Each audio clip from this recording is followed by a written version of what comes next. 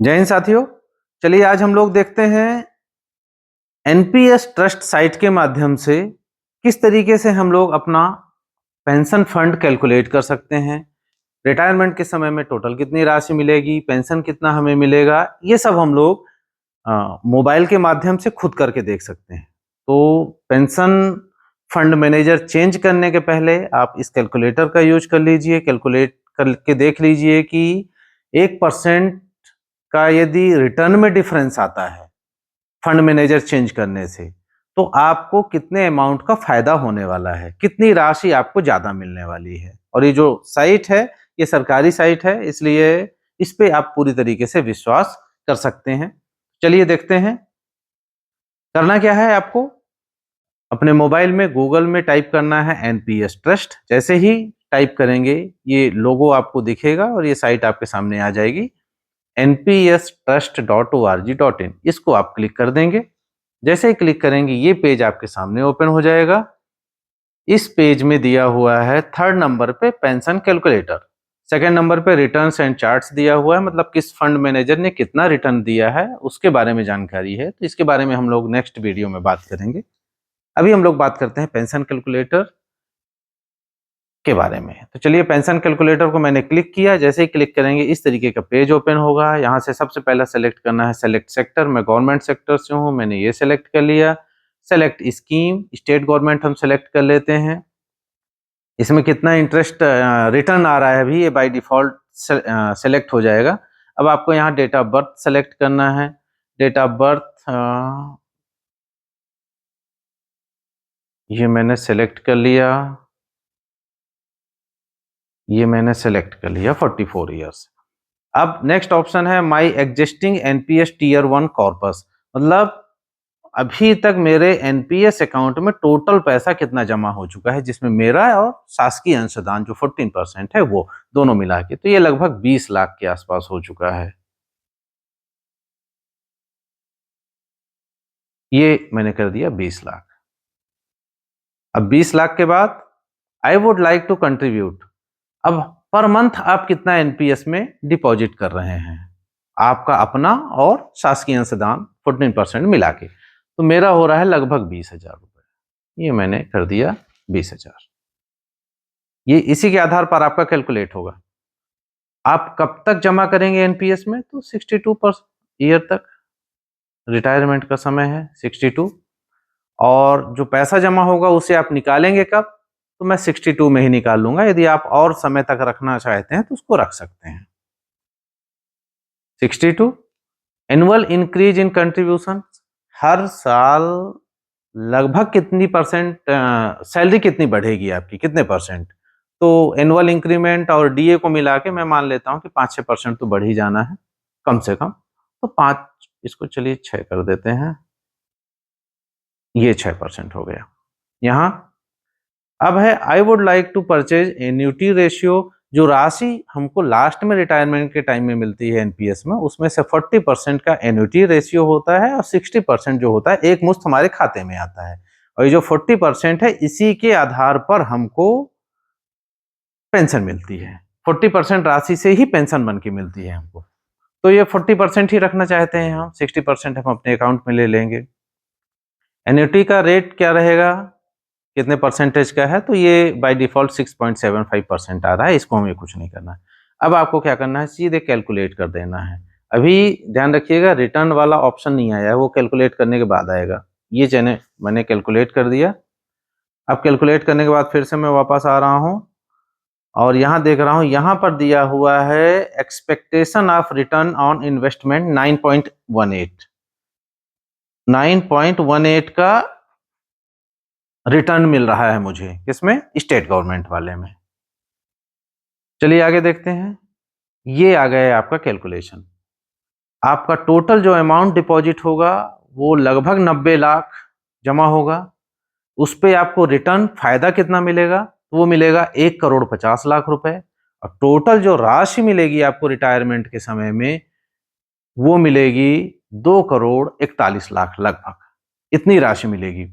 अब इस 2,41,21,347 में से 60% आपको दे दिया जाएगा, आपके अकाउंट में दे दिया जाएगा। ये राशि आपकी हो गई। ये कितनी होगी? ये होगी 1,44,00,000। और एन्युटी जिसके आधार पर आपको पेंशन की राशि मिलेगी वो होगी 96 लाख रुपए। ये आपके एन्युटी में चला जाएगा और उसी के बेस पे आपको मंथली पेंशन मिलेगी, और वो मंथली पेंशन कितनी होगी? 54,273 रुपए। देखिए पेंशन कितना आपको मिलना है? 54,273 रुपए। ये कैलकुलेट आपने कर लिया। ये राशि जमा होगी आपकी। राशि कितनी जमा हो रही है? 90 लाख 94,224। ये जमा हो गई आपकी। इतना रिटर्न आपको मिल गया। ये जमा राशि, ये रिटर्न हो गया और ये टोटल हो गया। अब आप देखिएगा, आप इस अमाउंट को याद रखिएगा, 1,50,00,000। 1,50,00,000 को आप याद रखिएगा। 1,50,00,000 आपका रिटर्न बन रहा है। अब यदि हम 1% का कर रहे हैं डिफरेंस, तो कितना बनेगा? और मंथली पेंशन हमारा है 54,273 रुपए। चलिए देखते हैं।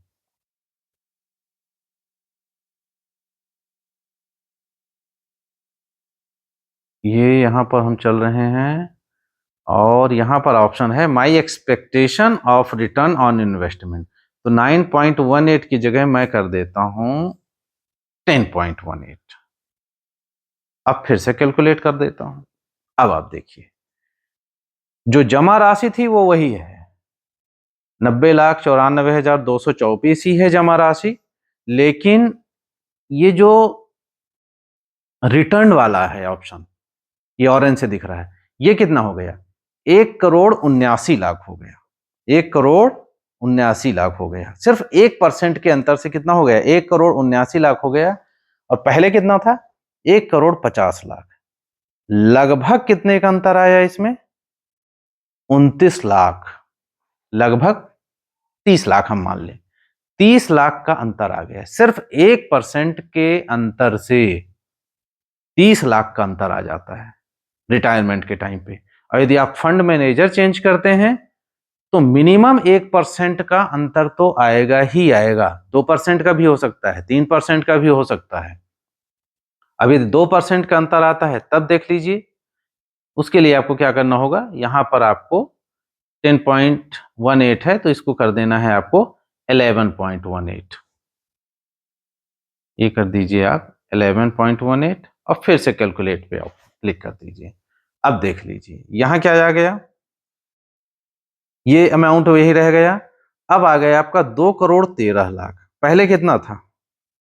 पहले था आपका 1,50,00,000, फिर आया 1,79,00,000 और अब आ गया 2,13,00,000। मतलब यदि 2% का अंतर आता है तो 2% में आपका लगभग 63 लाख का अंतर आ रहा है। 63 लाख। 63 लाख कम अमाउंट नहीं होता है रिटायरमेंट के समय में जिसे ओल्ड पेंशन नहीं मिलना है। तो एक बार अच्छे से चेक कर लीजिए फंड मैनेजर को, जिसका रिटर्न अच्छा हो उसे चेंज कीजिए और कम से कम 30 लाख, 60 लाख, 1 करोड़ भी हो सकता है, उसका फायदा उठाइए। यहां पर यदि हम मान लीजिए हमारा कोई अमाउंट नहीं है, अलग अलग तरीके से इसको करके देख सकते हैं। मान लीजिए आपके पास आप नए कर्मचारी हैं, अभी अभी नौकरी लगी है आपकी, तो आप यहाँ 0 कर दीजिएगा। एनपीएस वाले मान लीजिए, ये चलिए एक बार और करके देख लेता हूँ, इसको मैं 0 कर देता हूँ कि मेरे पास अभी कोई पैसा नहीं है। और नई नौकरी लगी है तो 8-10 हज़ार से ज़्यादा एनपीएस में जाएगा नहीं, सरकारी अंशदान और मेरा अंशदान मिला के। तो ये मैं मान लेता हूँ कि चलिए 10,000 के आसपास है। ये 10,000 हो गया। 62 साल तक नौकरी करना है। अभी यहाँ एक चीज़ और है, डेट ऑफ बर्थ आपको चेंज करना होगा। ये 80 है। अब जो नई नौकरी में आया है उसका निश्चित है डेट ऑफ बर्थ कम ही होगा। चलिए मान लेते हैं 95 96 का है। चलिए 96 मान लेते हैं हम। 96 में ये कितने साल? 28 साल की नौकरी लग गई है। एग्जिस्टिंग कुछ नहीं है, 10,000 जमा हो रहा है। कब तक? 62 साल तक। एनुअल कितना होगा इंक्रीमेंट? वही 5-7%, 7% मान के चलता हूँ। एन्युटी 40% रहना ही है, ये भी हो गया। I am expecting N annuity rate of 10%, नहीं, इसको जितना था उतना ही मान लेते हैं, 7%। ठीक है, चलिए अब इसको कैलकुलेट कर लेते हैं। ये देखिए अमाउंट कितना डिपॉजिट हो रहा है आपका, 1,48,00,000। रिटर्न कितना मिलेगा इसमें, फायदा कितना मिलेगा, 3,88,00,000। टोटल कितना हो जाएगा, 5,36,00,000। मंथली पेंशन कितनी आएगी ये देख लीजिए, 1,25,000। तो ये होता है फायदा, कंपाउंडिंग का ये बेनिफिट है। तो आप भी एक बार करके देखिए और कितने का अंतर आ रहा है आप देख लीजिए, और उसके हिसाब से पेंशन फंड मैनेजर को चेंज कर लीजिए। अगले वीडियो में मैं चार्ट के बारे में बात करूंगा कि किस फंड का कितना रिटर्न है, और फिर ऑनलाइन इसको हम लोग जो पेंशन फंड मैनेजर है उसको भी चेंज करके देखेंगे एक दूसरे वीडियो में। बहुत बहुत धन्यवाद आप सभी का।